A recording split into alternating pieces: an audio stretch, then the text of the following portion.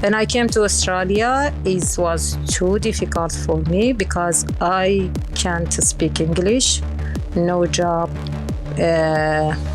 new country, new thing, new culture. And when the people speak English, I don't know what they say. I just crying. Yeah. Now, no, it's easy and I love Australia. This week on Dirty Linen, we are focusing on people who arrived in Australia as refugees and contributed so much to our society and culture. Refugees in Australia sometimes have a really hard road even once they arrive in this country. So I would love to put forward the idea that we welcome them with generosity and support them to create and make the most of the opportunities that we have in this country. Today's guest is a beautiful cook from Iran. Shahnaz Albokhalifeh works with an incredible Melbourne organisation called Feed, which brings the food of refugee cooks to the community. Shahnaz, welcome to Dirty Linen. Thank you. Thank you. It's so great to have you on the show. Tell us about your home city in Iran. Yeah. I'm Shahnaz and I'm from Ahvaz. Ahvaz, big city in South Iran, where most people are Arabic there. Yeah. Okay. And tell us about food in your life in Iran. What was food like growing up? And tell us about learning to cook. Yeah. The best reason makes the people together. It's making food. Because it's the best reason to collect all the family together, which is in our weekend is Thursday and Friday. All the family, like my sister, my brothers, which get married, they coming to visit the parents, we sitting together. And the special dish which we eat in that day is a fish, which is so special for me, this dish. When I taught my students in the cooking experience in it Free to Feed, always I told them fish is so special for me because it's remember my home country, which we used to eat this dish with hot bread, which my mom, she baked hot bread and my sisters, they frying the fish. Yeah. And most of the people in South Iran, Ahvaz, because we have the big river in the city, every day the people catch the fresh fish. And so we used to eat like 3 times a week fish. Yeah. Oh, that sounds amazing. So what sort of ingredients would you cook this fish with? And is it with spices? Is it with rice? Is it a wet dish or is it grilled? How do you do it?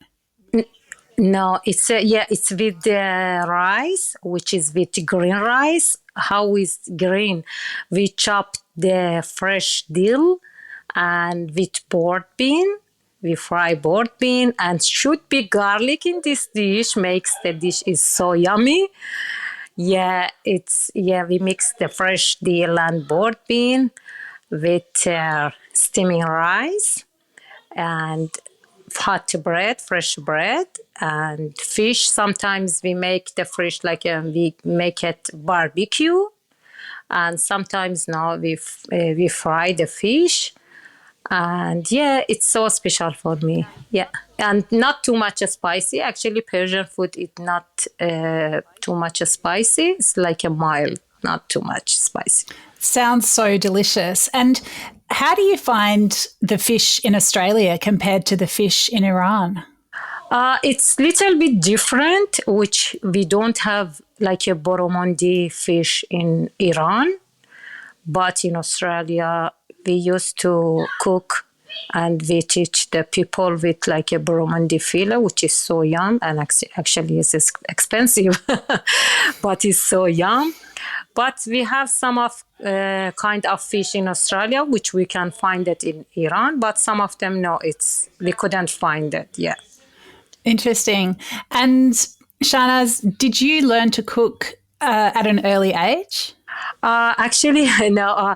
I was 18 when I got married. So I didn't know any cooking, and my mother-in-law taught me how to cook.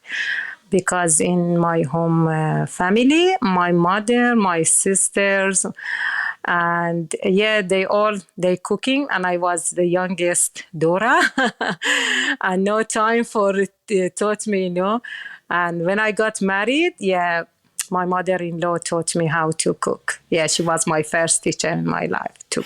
And what was that process like? What were some of the dishes she taught you, and did you enjoy learning to cook?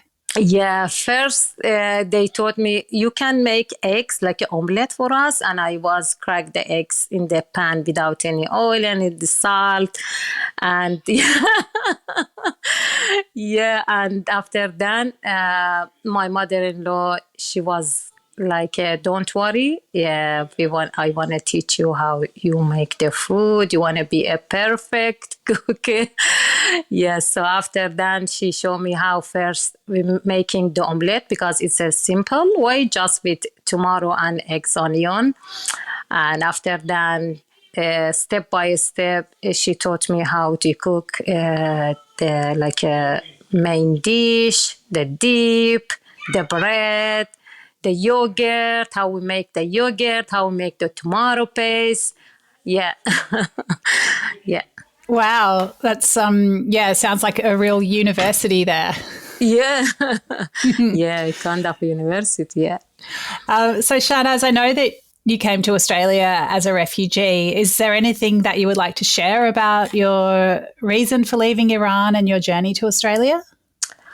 Yeah, my husband, he came to Australia, and because the staying woman alone in our culture is not right to be alone there. It was very difficult because the people, especially Arabic people, so strict to like a woman alone with, and I was young, like 38. And so I was decided to follow my husband. Yeah. And yeah, my husband, some reason he left us Iran, but I have to follow him. When I came to Australia, it was too difficult for me because I can't speak English, no job, the new country, new thing, new culture. And when the people speak English, I don't know what they say. I just crying. Yeah, it was too difficult for me. And yeah, now no, it's easy, and I love Australia. Yeah. How long ago was it that you arrived here, Shahnaz? I arrived in 2013 with my children. Wow. And in Iran, I mean, I know you're doing the cooking experiences here in Melbourne. You know, you're working as a cook. Were you working in Iran? Were women in your position with a family also having a job? No, actually, it's difficult. The woman work. I wasn't work when I was in my home country. Actually, like maybe 20% of women, they work in Iran. And should be women work not next like as a teacher, or some we have at least like a 10% we have doctor women.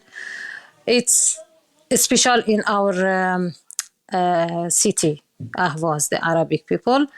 Yeah, it was difficult to like a work. I'm not working in Iran. I just finished year 12 and straight away I got married. Yeah.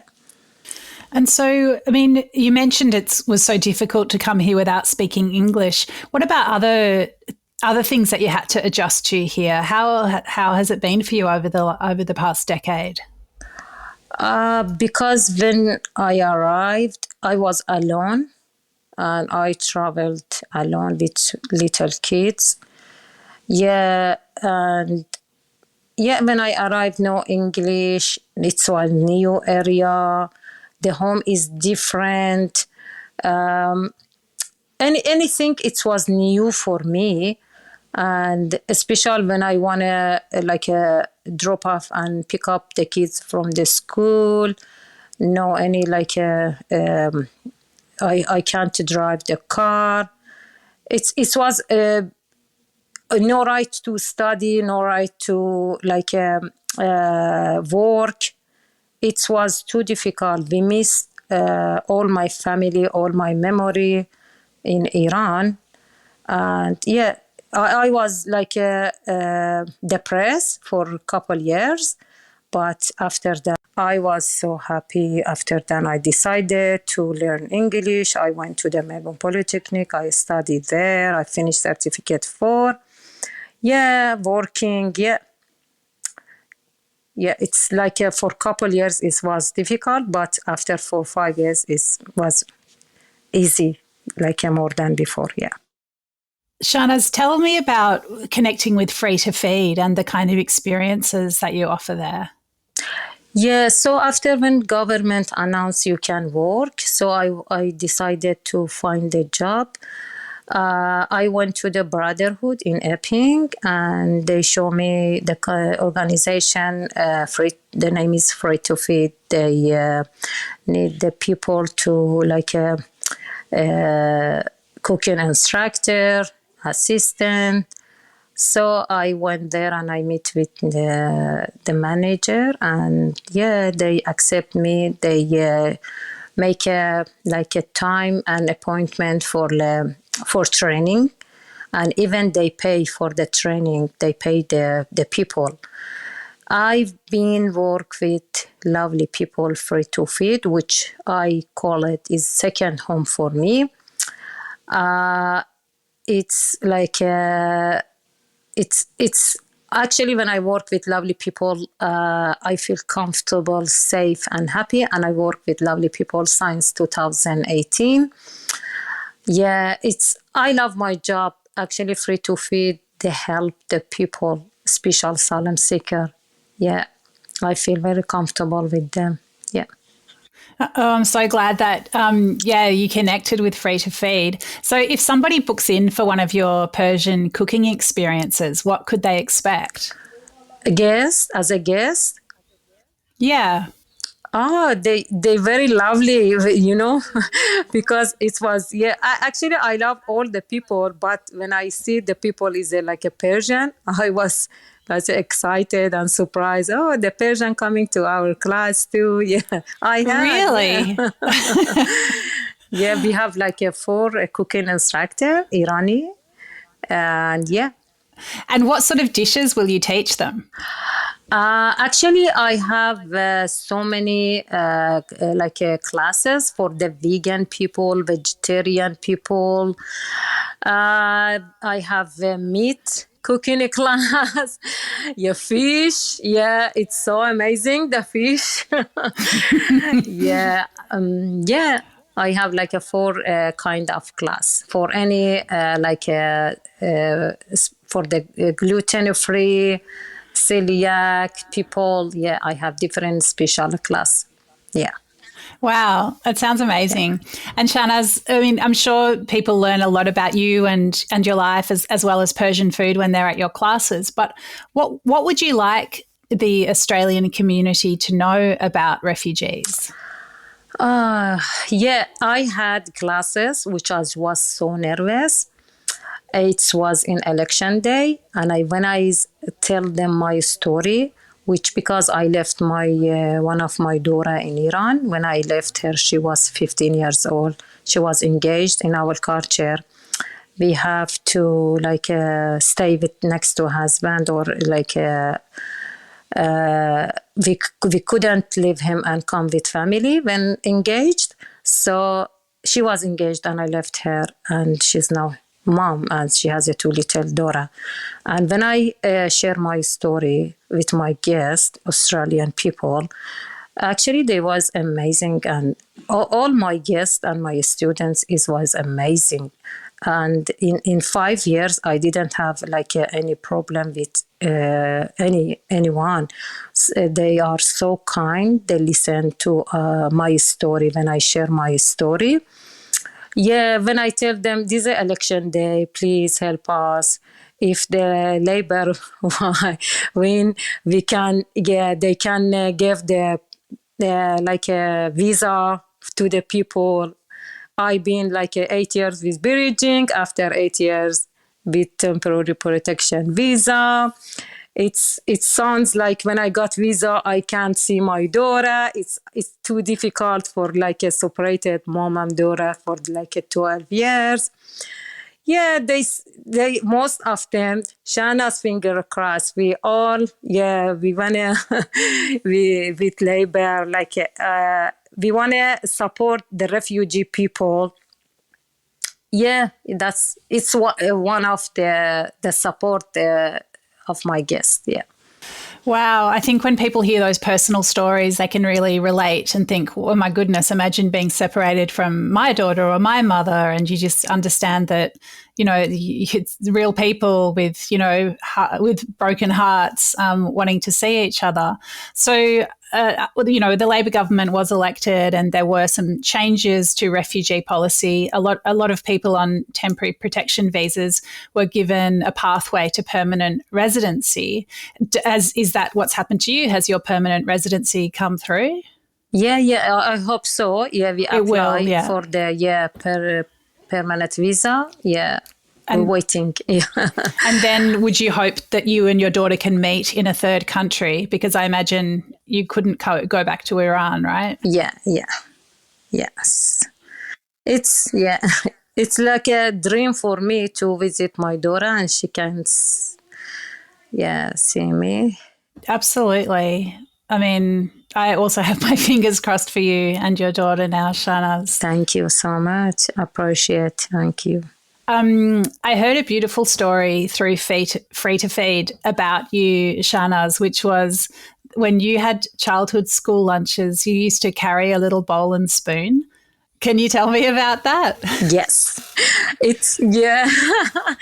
It's my vegan class. I have vegan class, which is the food has all the food has a story, which one of them is خوراک لوبیا چیتی, which is board like the beans, like a kidney beans. Every day when I was little girl, I was 7 years old, and we have to carry like a small bowl with a spoon, and in the lunchtime they gave us like this dish, which is with mushroom, onion, tomato paste, and the beans. It's so yum, and dry lemon. It's so like it's a porcelain, and yeah, it's special for the vegan people in Australia. But I used to eat it when I was little girl. Yeah, and a small pocket of milk and a small package of pistachio, which is all combined together. It's a completely healthy food for the kids for the primary school. Yeah, it's any dishes has a story, which this a special story when I was little girl. Yeah. Oh, that's so beautiful. It does sound so healthy when you think about some of the lunches that kids have in Australia. You know, it sounds much more healthy than a Vegemite sandwich. Yeah. Yes, exactly. Is there any food that you've seen in Australia that was new to you that you think is really interesting or really tasty? Actually, Persian people, they love meat, and we don't have any vegetarian people in Iran. I'm not a vegetarian, like herbs and the veggie is cheaper than the meat, which when I came to Australia, I saw is the opposite. The meat is cheaper, and the herbs and the veggie is expensive than the meat. Yeah, I was surprised. And I used to eat the veggie because, yeah, I used to eat just the meat in our family. Like, for example, when I have guests, is bad to just serve like a vegetarian food. Should be one kind of the dishes should be like a meat, chicken, fish, or meat. Yeah. Yeah. Yeah, interesting. An interesting cultural difference. I think, from what I know about Persian food, there is such a big, like, herbs are so important, and big portions of herbs. Like when you came to Australia and saw our tiny bunches of herbs, did you feel very shocked? Yeah. When I show my mom, sometimes I pick the herbs. I want to make like a salad. And I show her, Mom, this is how much. And Mom, with this much of money, I can buy all the herbs. Yeah. Yeah, it's a big, like a different. Really different. Because in Iran, there's shops that only sell herbs, right? Yeah, we have in the summer, we have so many fresh herb. We buy it and we make it dry for the winter. We keep it we make it dry sometimes, or we steam it and we put it in the freezer. Yeah, we have so many, like a cucumber tomato farm, buttermelon farm. It's not far, same as Australia, like a strawberry farm. You have to drive like a 1 hour. No, it's like a 10-20 minutes to arrive to the farm. And you can buy straight away from the farm, like a cucumber, tomato, watermelon, rock melon, parsley, coriander, any herbs already. Yeah. It sounds great to be so close to produce. Shahnaz, it's such a pleasure and a privilege to talk to you today. Is there anything else that you'd like to say? No, thank you so much. And yeah, just one thing. I want to say big thanks from Free to Feed. It's my second home, Free to Feed. And all my family, because I missed my family. I don't have any family here. Sister, brothers, all the Free to Feed is my sister and my brother, and they help the people. I want to say big thanks from them. And yeah, thank you so much for your time too. It's such a pleasure. And I know everyone at Free to Feed thinks you're so amazing. So yeah, I'm sure they love having you in their family as well. Shahnaz, thank you so much for sharing your time today. It's been a real pleasure. You're welcome. My pleasure. Thank you so much for your time and speak with you. It was lovely. Yeah, it was so nice. Yeah, thank you. This is Dirty Linen, and I'm Dani Valent. We air the issues that the hospitality industry finds hard to talk about, hearing from different people with unique perspectives. We want to hear from you as well. If you have something that needs to be said about a topic, get in touch so we can include your perspective.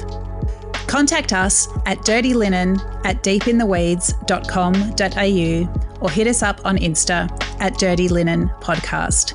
We can't wait to hear from you. This